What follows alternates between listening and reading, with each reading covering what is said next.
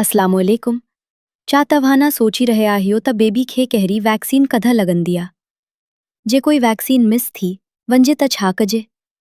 N vaccine खां पोइ बुखार अचणु आम ॻाल्हि आहे? आज जी वीडियो में असिन बेबी जी वैक्सीनेशन जी ज़रूरी मालूमात शेयर कंदसीं। वैक्सीन ज़रूरी छो आहे? वैक्सीन्स बेबी खे ख़तरनाक बीमारीअ खां बचण में मदद कंदी आहिनि। इहा बॉडी खे पहिरियां तयार कंदी आहिनि त बीमारी जो मुक़ाबिलो करी सघे। तहन करे वक्त वैक्सीनेशन करें बहुत ज़रूरी आहे। वैक्सीनेशन कॾहिं शुरू थींदी आहे? वैक्सीनेशन पैदाइश सां शुरू थींदी आहे। पोइ 6 हफ़्ता, 10 हफ़्ता, 14 हफ़्ता, 9 महीना ऐं 15 महीना ते रूटीन मुताबिक वैक्सीन्स लॻंदी आहिनि।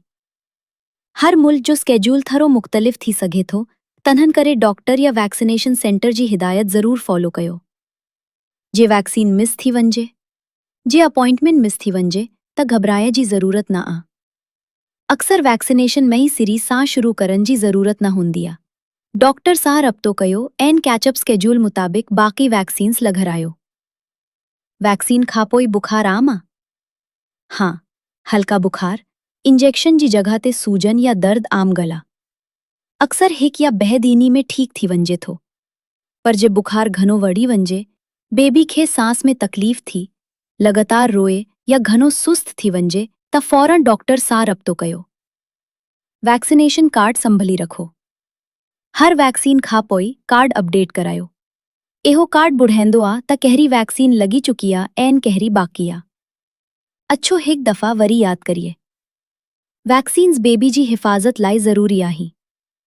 हर वैक्सीन वक़्त ते लॻारायो। जे डोज मिस थी वञे, डॉक्टर सां रब्तो कयो। हल्का बुखार आम आहे, पर घणी तकलीफ़ हुजे त डॉक्टर खे ज़रूर ॾेखारियो। जे वीडियो तव्हां खे पसंदि आई हुजे त लाइक कयो, शेयर कयो ऐं MCH सिंधी चैनल खे सब्सक्राइब करण ना विसरियो। अल्लाह हाफ़िज़।